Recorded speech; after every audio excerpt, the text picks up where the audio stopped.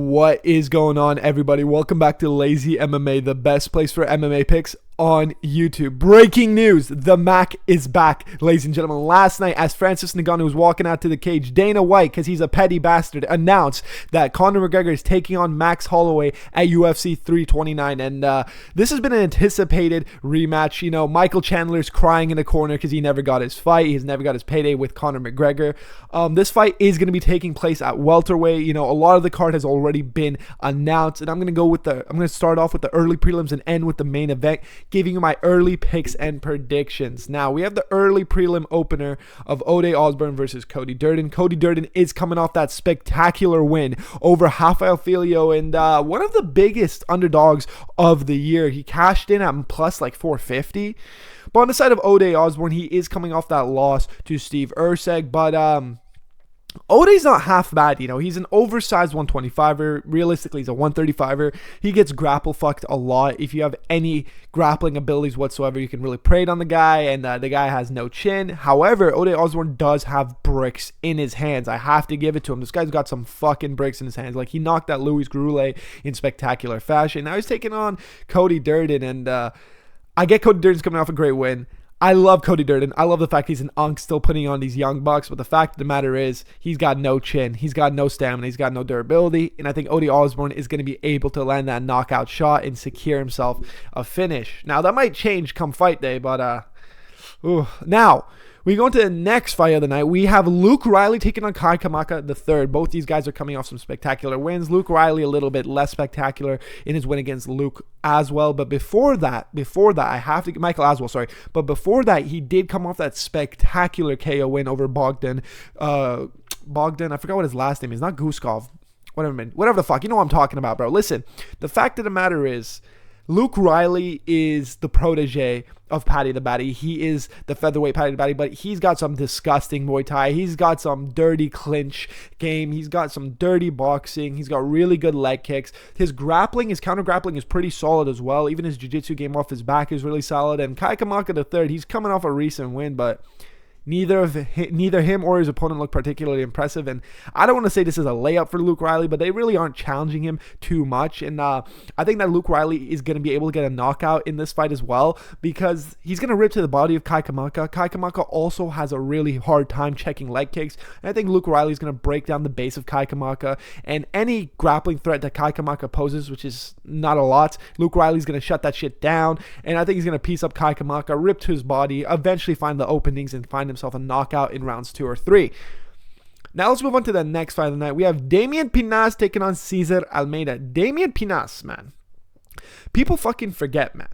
Damian Pinas is coming off that spectacular KO win over Wes Schultz, but Wes Schultz is a fucking bum. Soy boy bum. No disrespect to him, but that's exactly what he is. But on the side of Cesar Almeida, man, this guy's legit. This guy beat Pereira in kickboxing, and I'm excited for this fight. I don't know who necessarily I'm going to lean. I'm going to have to go with Pinas because momentum, age is all on his side.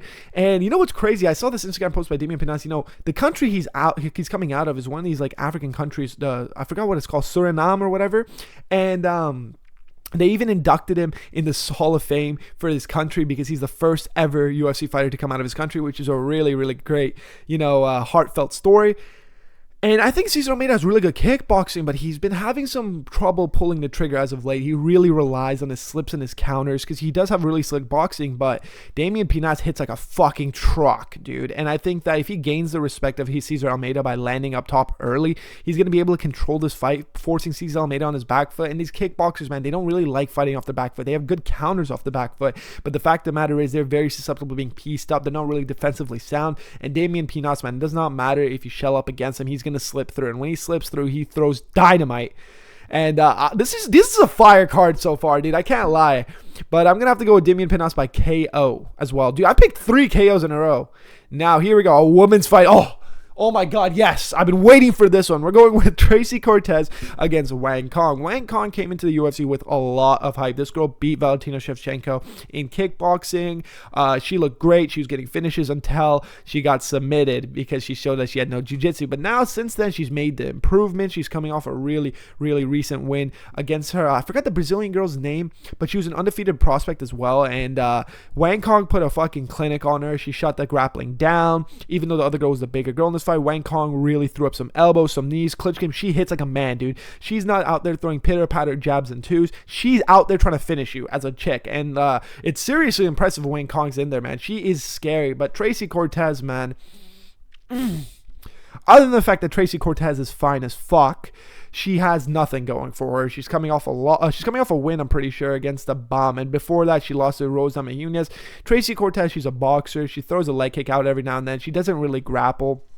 She's a thick gal in multiple departments, but even the fact that she's thick, the reason I brought that up is she has really good counter wrestling, but her offensive wrestling is not the greatest, so I can't really see her weighing in on Wang Kong. You know, Wang Kong may be outsized in this matchup, and Tracy Cortez might be able to push her up against the cage and try to deplete her, but when it comes to the kickboxing department, when it comes to the boxing department, Wang Kong is levels above Tracy Cortez, and Tracy Cortez, she is a boxer, so she's so heavy on that lead leg, and Wang Kong bangs around the cage 24/7. She's going to be throwing shots at that lead leg, low kick, low kick, low kick, breaking down Tracy Cortez's stance, maybe even gassing her out a little bit. And I'm going to go with Wang Kong by decision. I just think that her and Tracy Cortez's style is somewhat similar in the sense of their striker first, and Wang Kong's levels above as a striker than Tracy Cortez. And Tracy Cortez has a string together combo. She doesn't really chop at that low leg. She doesn't really invest in anything. She just really relies on her heavy hands. And I think Wang Kong's going to manage her distance and secure herself a decision. Now let's move up the card. We have Brandon Royval versus Loner Kavanaugh. What a fucking banger, man. The flyweights have been showing out recently, bro. You know what I mean? The flyweight division in general is one of the most stacked divisions right now. A lot of young up-and-coming prospects, a lot of young, hungry bucks. And Loner Kavanaugh is one of them, man. I think I need to go into the UFC, and I think I need to be violently chinned by Charles Johnson, because every single dude that Charles Johnson has chinned has gone off to become a fucking prospect in this division. Like, the current champion got chinned by Charles Johnson. Like, what are we talking about here? Listen, Loner Kavanaugh, since getting chinned by Charles Johnson, came out there on short notice and beat Brandon Moreno in a spectacular performance. You know what I mean? I was surprised that he didn't go out there and get the finish. He had Brandon Moreno on skates. He was out grappling him. He was landing the heavier shots. And Loner Kavanaugh, man, he really looked like he's worked on his gas tank, because in that fight against Charles Johnson, he was doing really well in the first round, but he was setting a pace he couldn't match. In the second, he gassed and Charles Johnson found his shot. But in the Moreno fight, he was very calm and composed. He was picking his shots well. He was not overdoing it. He was picking his feints really well as well. He was not overextending. And this is a crazy matchup because Brandon Royval is coming off that loss.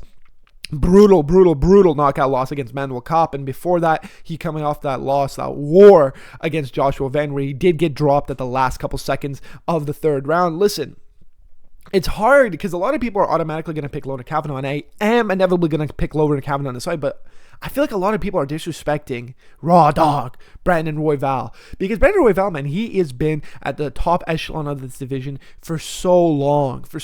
He's always been right there to getting the belt, but he's just never been able to put it through. And Brandon Royval, you see, in that matchup against Joshua Van, I would have liked him to use his grappling more, because this guy is a legit jiu-jitsu black belt, but his wrestling isn't the greatest. He's got some good judoka hip tosses, but even then with his striking as well, I don't think his range is going to be very relevant in this fight. You know, his reach is the same as Kavanaugh. Kavanaugh's the faster man. Kavanaugh's the younger man. Kavanaugh is also the stronger man. I would say a more physically imposing man. So if it comes into 50-50s and we're coming up to, you know, getting double unders against the cage, I think that Kavanaugh's going to be able to shuck that shit off. And you know, cardio is not going to be very relevant in this fight because it's a 3-round fight. And I think that favors Kavanaugh. I think that Brandon Royval, if this was a 5-rounder, was maybe going to be able to use his deep bag of crafty vet tricks to maybe pull something out of his ass. But Loner Kavanaugh in a 3-round fight where he's able to pick up that pace, where he's able to really lay down bombs without the concern of gassing out, is just going to be too much for Royval. And that chin got checked by Manuel Kopp. And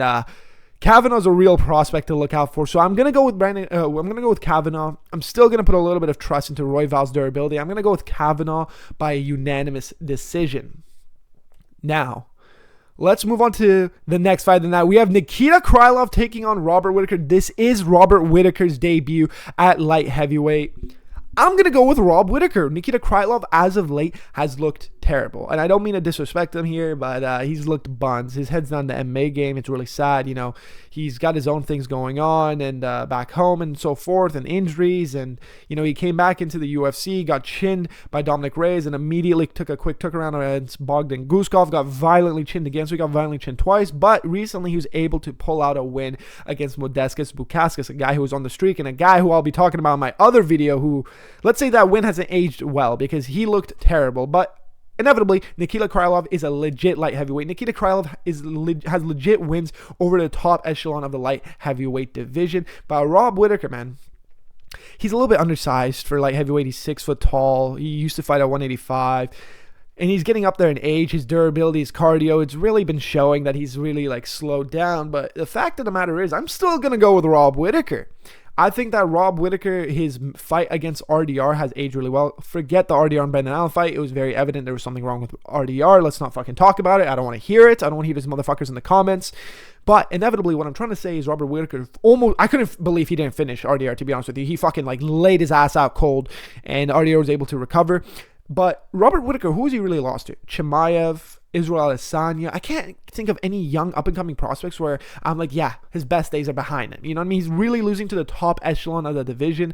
And Nikita Krylov, man, if this was 5 years ago, if this was 6 years ago, I would be very confident in Nikita Krylov. But as of late, and what I've seen out of him, I think he overextends, and I think that Rob Whittaker does a really good job of countering lengthy guys with those overextension shots. You know, even if his fight against Ikram Alaskarov, he overextended on the left hand, and he got caught with an uppercut, and I think he's going to be able to do that. Krylov's chin's been checked. He's been laid out. Whittaker's in a new division. He's powerful. He's going to have lighter man skill. He's not going to get exhausted, and I think he's going to knock out Nikita Krylov.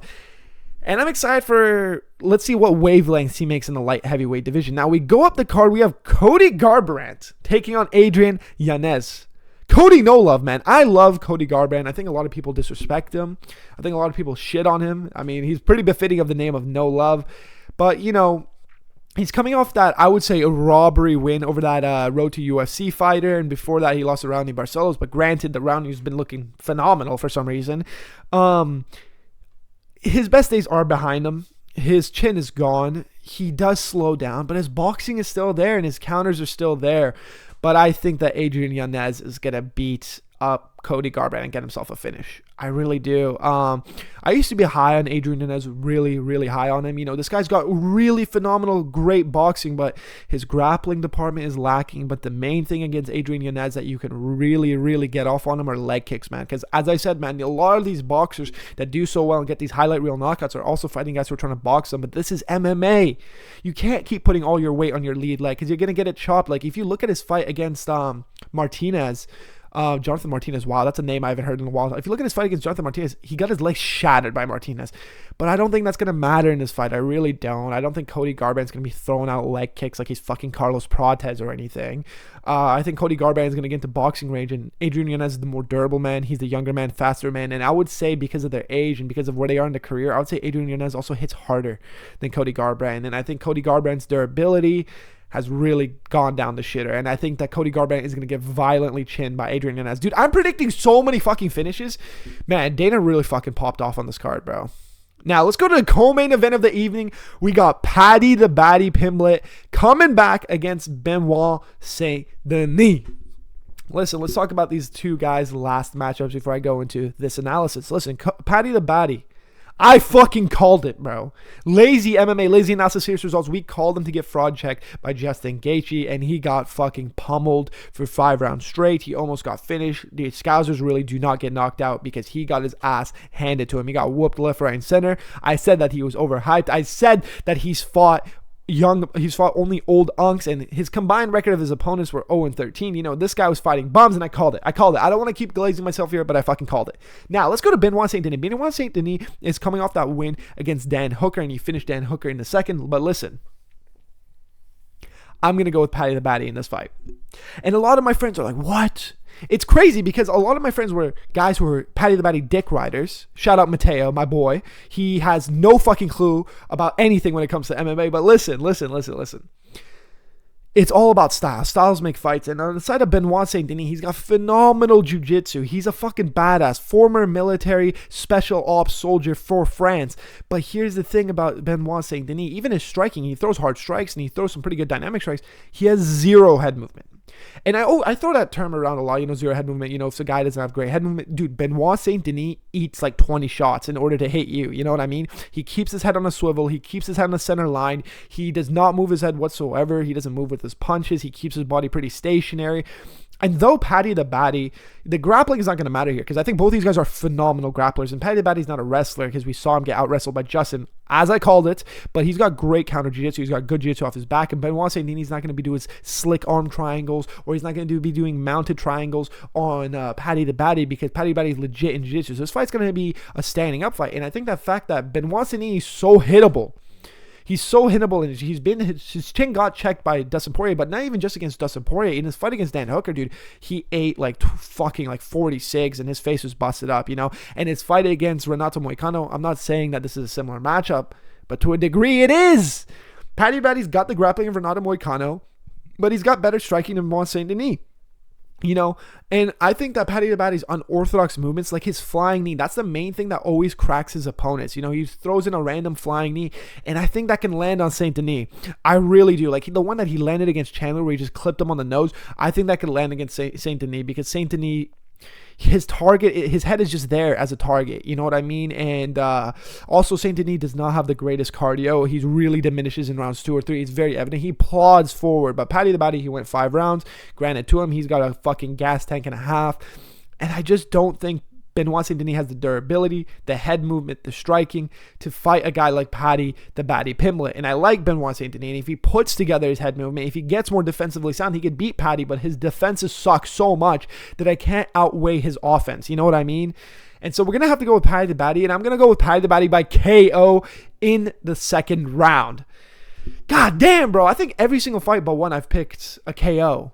Now, let's move on to the main event of the evening. We're going with Conor McGregor against Max Holloway. Now, listen, guys. Listen.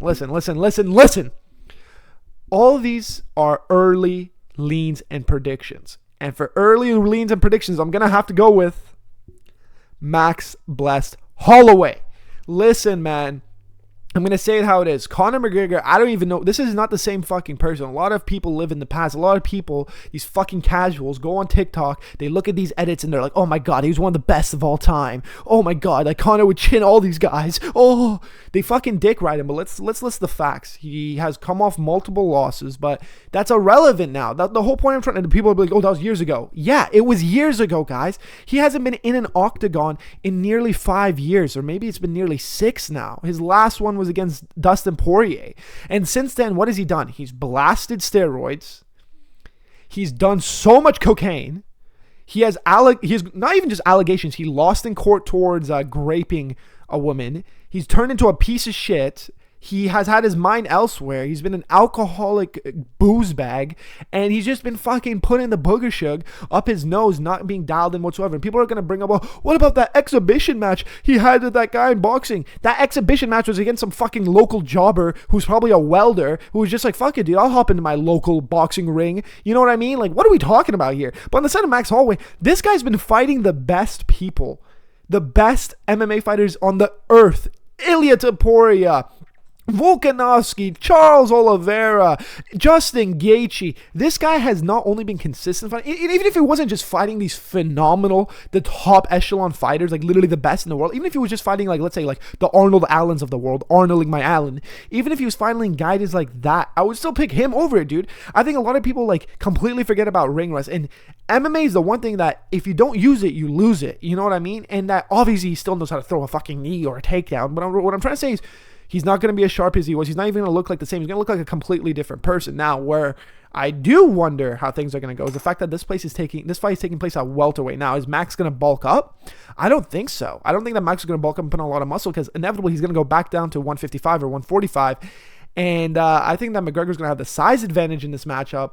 But man, you're fighting the best boxer in the UFC. You're past your prime days. You got chinned. You've had all this shit going on in your life. Your body's destroyed. I don't even know what to say. You know, dude, also on top of that, bro, like, McGregor's like, McGregor's the older man here. Are people forgetting that? McGregor's old as fuck, dude. And I don't know, dude. I used to like Conor McGregor a lot. I used to do. Like, dude, I'm going to sit here and people are going to fucking spam me in the comments. But, like, people will say separate the art from the artist. But, dude, he's turned into such a piece of shit, man. He used to pray shit like parting his weakness for the soul. You know, he used to talk about manifesting, reading, educating yourself, being calm, helping out your community. And he just turned into some, like, fucking coke maniac. And how can I fucking love some guy who's been terrible to women, who's been a fucking mongrel in the streets, who beat up an old man in the bar? I forgot about that. He offered an old dude a drink in the bar. When the guy said no, he beat up a 70-year-old old man. I hope Max Holloway goes out there and chins this motherfucker, because I'm so sick and tired of these cocksuckers in the comments who've never watched UFC ever in their entire lives being like, McGregor. But, you know, this is early picks and predictions. If I start seeing fucking McGregor hit those pads like he used to hit those pads, hey, man, I might switch. But I am hyped up for this fight now. Last thing I do want to say is McGregor going to step into the cage? Like, let's keep it real here for a minute. I think this is something a lot of people are not talking about. Is, dude, this is the second or third time he's had a fight booked in this last 5 years. He had one booked against Chandler, he pulled out. Second one he had booked against Chandler on International Fight Week. The week of, he pulled out for a broken toe. But, dude, guys go in there like Sean Strickland 2 weeks ago, went in there with a dislocated shoulder. He's just because he was like, his mind is elsewhere. His mind's not in the fight game. And Max Holloway's mind has only been in the fight game. So we're going to have to go with Max Holloway here. Now, this has been my early leans, predictions, and bets. We will see how things change up as we get closer to fight week. You know, I got to keep up with Conor McGregor because God knows what the fuck is going to happen with this guy. He's super unpredictable. But this has been my early leans and predictions. Let me know down below how you think Conor's going to look in his comeback fight, because I'm really curious what you guys have to say. Please like, please comment, and please consider subscribing, because that does help out the channel. Lazy MMA, lazy analysis, serious results.